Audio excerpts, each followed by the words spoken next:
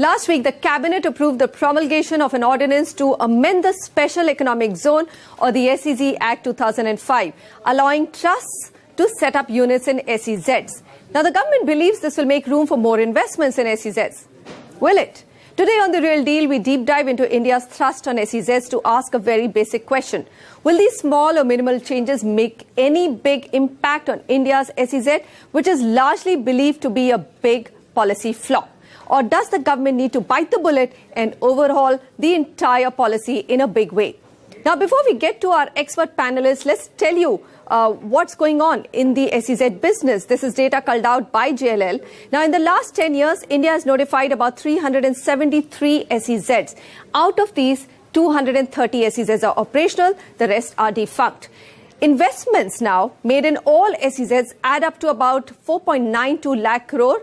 Since the policy inception in 2005, it employs today about 20 lakh people, which is really a drop in the ocean of India's employment needs. We are adding 47 lakh people to the employment zone every year. Now, if one looks at how SEZs are being used, really it is IT and IT-enabled services which account for the bulk of it, which is 64%.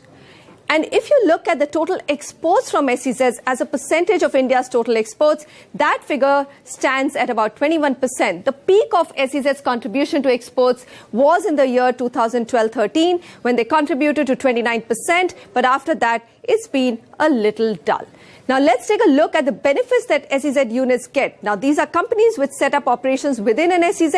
You get 100% tax exemption on export income for the first 5 years. About 50% export income for next 5 years is also exempted. 50% of the plowed back export profits for the next 5 years also get an exemption. Foreign direct investment equity limits are not applicable to companies operating from SEZs. Duty-free imports, domestic procurement of goods, development operations and maintenance of SEZ units, and of course there's exemption from GST. So lots of fiscal benefits, yet the story hasn't been that great. Now, there is a set of tax benefits that SEZ developers also get. They get an income tax exemption for a block of 10 years. Some concerns that the industry is already talking about: SEZ units are going to lose their tax benefits. There's a sunset clause, tax exemption for SEZ units, which is set to expire from 1st April 2020, and the fact that special economic zones are already subjected to a minimum alternate tax of 18.5% and dividend distribution tax does not also go down very well with the units operating there. Let me bring on my panelists now. Ashish Mathur, MD Tata Steel SEZ, Sanjay Dutt, MD and CEO of Tata Housing, Vinamra Srivastav, CEO of Ascenda Singbridge, and Ramesh Nair, CEO and Country Head of JLL India. Gentlemen, thank you very much. I'm going to start with Mr. Mathur. He was part of the Policy Review Committee formed by the government to look at overhauling the policy. Mr. Mathur, I mean, you know, we're talking about small marginal changes, or maybe it's not small, allowing trusts to invest in SEZs. On the other side, the government's also set up a committee saying, you know, we need an overhaul. How would you view the latest ordinance then? Marisha, I think in the preamble what you have said is absolutely right.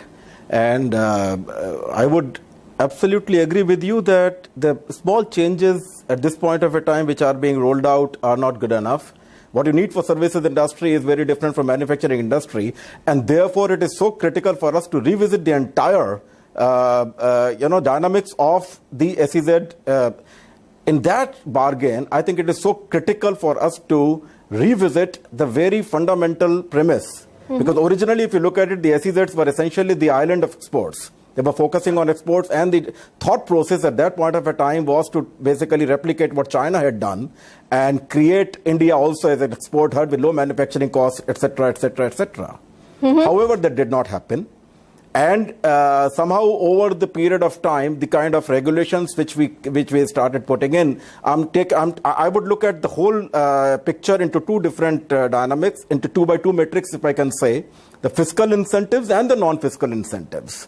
So while the services SEZs, as I just said, leveraged the overall policy framework in much better way and grew, of course, as I said, like, I'm not saying that the things didn't happen. It grew rapidly. But when it comes to manufacturing, I think we have a long way to go. And so in that, I think it's more elaboration, more discussion, and more in-depth analysis of what is not working needs to be done at this stage. All right. So let me ask you then a very basic question. What the policy review has happened and the committee has recommended, like you rightly said, to look at manufacturing and services separately. But as an export or an island of export excellence, do you think we have achieved anything at all on SEZ so far? Or there also we are falling very short of what our expectations were and where we are? I think we are falling very short of what our expectations were. And if you really look at it, the whole idea at that point of a time was to create a manufacturing base which would be low hassles or almost zero hassles, which would promote low cost of production, and for all practical purposes, which would create employment.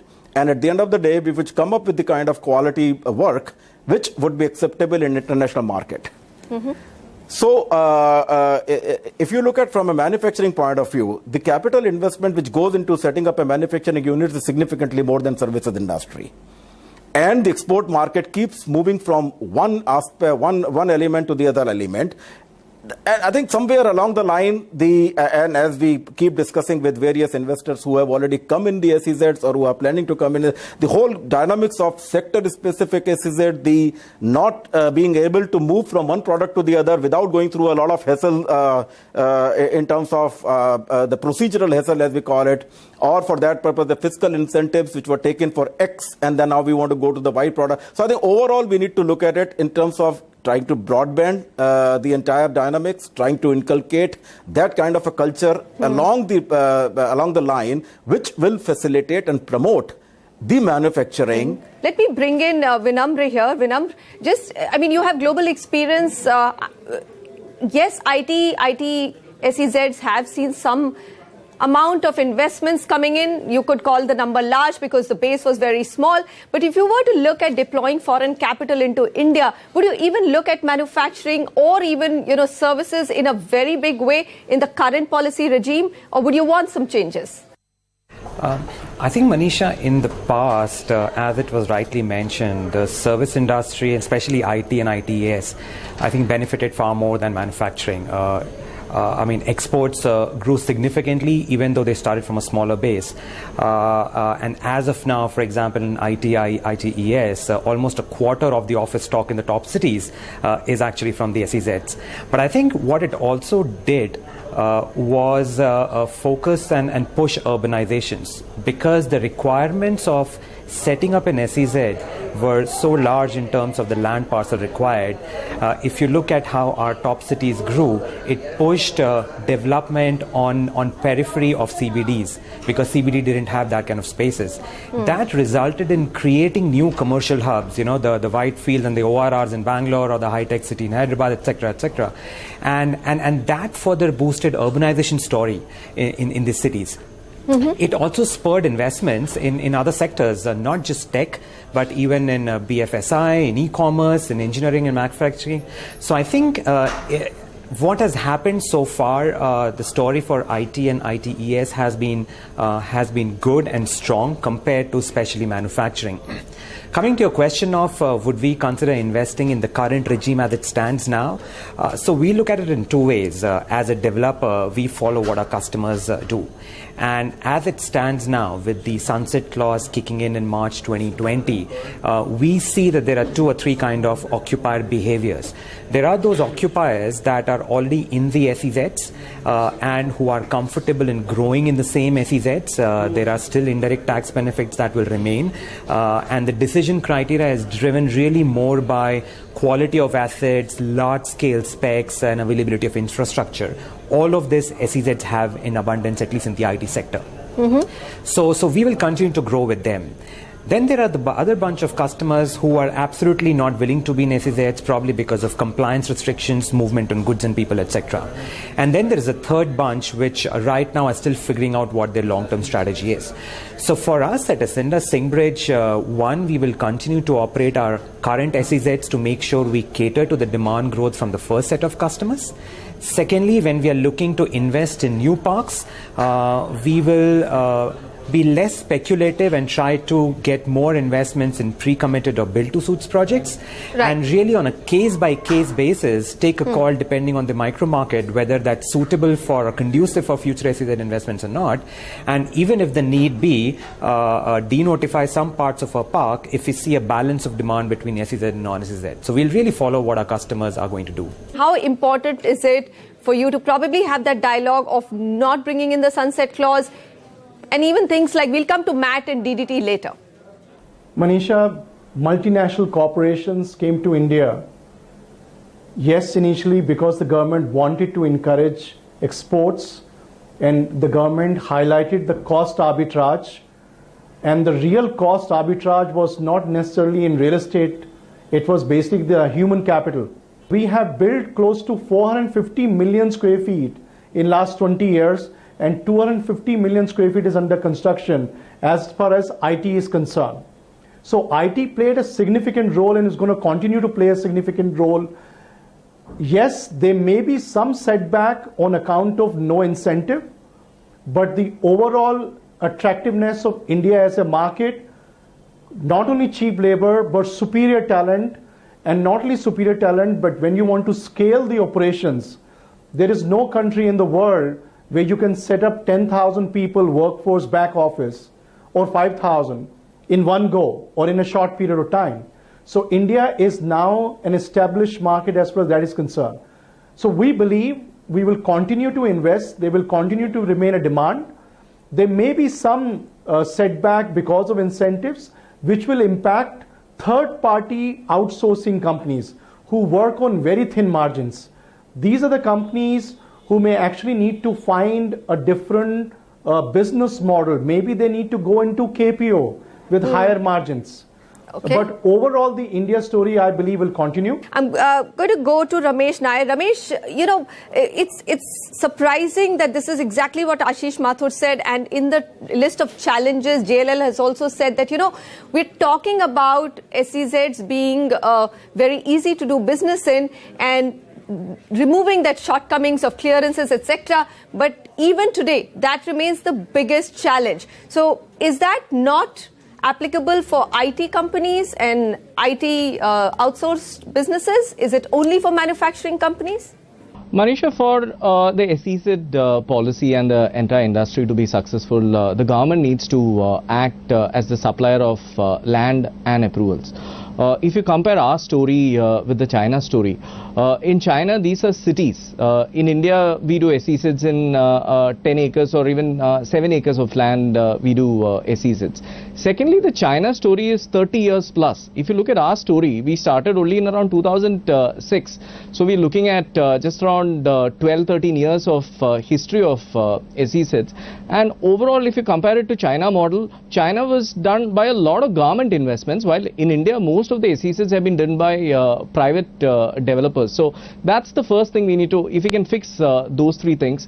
MAT is definitely a dampener. Still there is a school of thought that the sunset clause may be extended. I think the government could do that to encourage more investments coming into the country.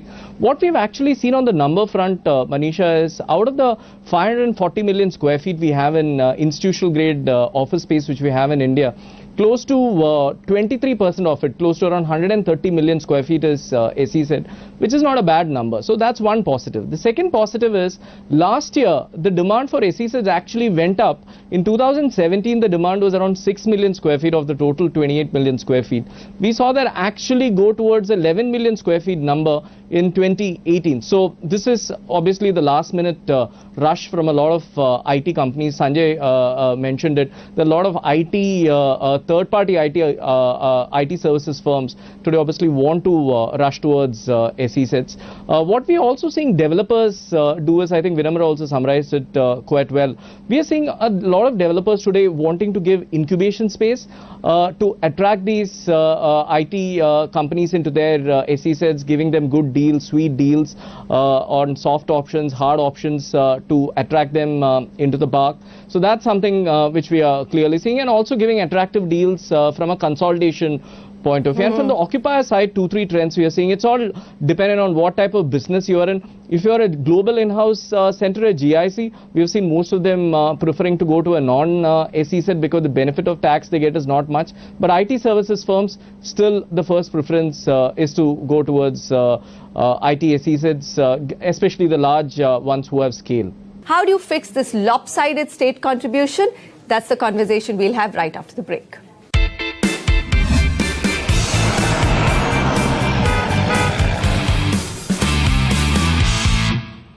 We are looking at India's special economic zones, which was set up by an act in 2005 to boost India's exports and provide a hassle-free environment for companies setting up shop there to replicate China's success in using SEZs. Mr. Ashish Mathur, so how do you do that? I mean, you've raised all the questions that we've just not been able to translate the success of ITES into manufacturing when it comes to SEZ. What do we do now? So Manisha, I think the first and foremost thing, as I said, first thing first, because in terms of the manufacturing economic zones, it is not only what developer does inside the industrial park. It is the link infrastructure which is the critical activity, because manufacturing zone is the physical goods which are brought in and taken out. And it is so critical for states as well as the government to come up with the kind of a dedicated fund, if nothing else. That is what we recommended during the discussions at the committee level also, to create this link infrastructure which was promised at one point of a time. You mentioned just before we went on the break that some of the states have done significantly better, but one of the key elements which has been the contributor there was the link infrastructure. In rest of the states, you will have a large land parcel sitting almost middle of nowhere, not really connected to either the market or the raw material sources, or for that purpose, from an export point of view, it is practically away from any port or even from the railway sidings. So logistics and link infrastructure is one of the key elements which needs to be focused on if we really want these large industrial parks to start working the way we had planned. I think the second important part, either from a fiscal incentive point of view, because as I pointed out earlier, the market, or for that purpose the export products, they keep changing based on the customer demands anywhere in the world. And therefore, the broad basing of industry, we may have gone into a sector-specific SEZ to produce a particular item, but that item today is not really in demand anymore. Third, I think the incentives, I think as of today, it is export-oriented incentives. Can we not look at converting the export-based incentives into the input-based incentive? Because that will change the entire ball game. You put up the milestones and say, this is the investment, this is the employment generation, this is the economic activity that you're going to put in, and based on these things, you're going to get your incentives, and therefore, you can either export it and of course take the different kind of fiscal benefits, or even if you want to say send it to Indian market, which is a large market. Today everybody is looking at India from an Indian market point of view. You are in a position to do both the things. So Sanjay, infrastructure. Now we know that some states are doing better than the others, but there's also a new research paper by a Princeton University gentleman who says that our SEZs have actually become a hub of corruption and scams. And, local Indian politicians use it as their turf, which in real estate is always the case, or many times the case. Site selection is guided by some other agendas rather than growth and connectivity, etc. So, this is a larger thing for everybody to think about. We're struggling for employment. We're struggling for economic growth. Why don't we get this part right? Manisha, you're right, and I'm not disputing the study, but I'm very clear about to make this point. That China had first mover advantage on manufacturing, India had on IT. We succeeded in IT because infrastructure, private developers were able to build near the city, and the governments failed because the manufacturing infrastructure is away from the city and government has a larger role to play. And they did not play that role to develop the infrastructure, exactly what Ashish said. But also the fact that many at that point of time wanted to launch SEZ without looking into the dynamics of logistics. Same way manufacturing companies' logistic cost goes up. So obviously the government did not pay attention, and even the economic incentive was not sufficient. Thirdly, Manisha, people came to India for consumption story. The first mover advantage of manufacturing for a global hub, China took it away already for us. So if we wanted to compete with China on a scale, we needed to do much more on infrastructure, give lot more incentives, and in locations which are strategic. Why not near the port? Why not near the airport? which are critical pieces to support the logistics of the manufacturing hubs. So I think we got that wrong, and therefore we have to fix this. Vinamra Srivastav, finally, I mean, now that even you have so much happening in the logistics sector happening, do you think that there is a lot of synergy between logistics and SEZs as well, which probably both these industries and sectors should be talking to each other? Absolutely, Manisha. Free trade warehousing zones are actually a perfect example of what you just mentioned. These are SEZs, and these are where large-scale logistic parks are housed. The largest one is in Mumbai, and the government has been talking about building multimodal logistics hubs as well. So I think logistics is a sector which is ripe, given the fact that even forget SEZ for a second, but the rise of logistics investments has been phenomenal, especially post GST in the last couple of years. So I think this is the right time where large-scale logistics park, free trade zones can really benefit from strong SEZ policy and implementation, and getting together the entire supply chain, land, rail, air, water, in together at one physical location, and then rope in the benefits, the fiscal as well as non-fiscal benefits of SEZs. I think there's tremendous potential. We only have barely 2 to 3 FTWZs operational in India. Countries like Dubai, Singapore thrive on this sector. So I think while we have miles to go, but the time couldn't have been better for us as a country to really invest significantly, both in terms of capital as well as in terms of policy and mindshare, to really boost up the sector. Ashish Mathur, Sanjay Dutt, Vinamra Srivastav, Ramesh Nair. Gentlemen, thank you very much for joining me on today's discussion. And I'm going to conclude by saying with 47 lakh people joining India's workforce every year, it's not just important, it's critical that we make our SEZs much more than export hubs, and take note of the valid recommendations made by the Policy Review Committee to completely overhaul the policy. Thank you very much for joining me.